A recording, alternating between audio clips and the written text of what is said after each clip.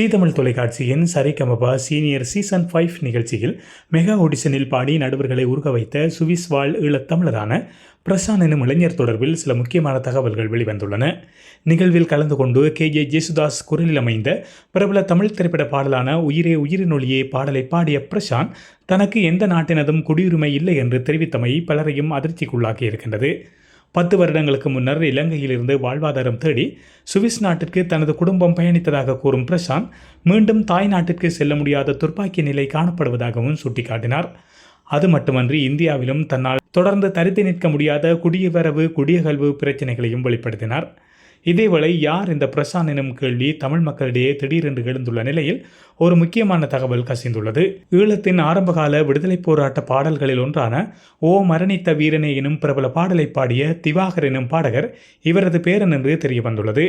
இதனை பிரசாந்தும் அரங்கத்தில் கூறியிருக்கின்றார். தமிழீழ விடுதலை புலிகளின் ஆரம்பகால பாடல்களில் ஓ மரணித்த வீரனே பாடல் மிகவும் பிரபலமான ஒன்றாகும். பாலஸ்தீன விடுதலை இயக்கத்தின் கவிதையை தமிழுக்கு மொழிபெயர்த்து ஈழத்தின் இசையமைப்பாளர் யாழ் ரமணன் என்பவர் பாடலாக உருவாக்கி இசையமைத்ததே இந்த பாடல். இதனை பாடிய திவாகர் எனும் பாடகரே தனது அப்பப்பா அதாவது பேரன் என்று பிரசாந்த் குறிப்பிட்டுள்ளார். தனது இசை பயணத்திற்கு அவர் முக்கிய பங்காளி என்றும் அவர் சுட்டிக்காட்டியுள்ளார்.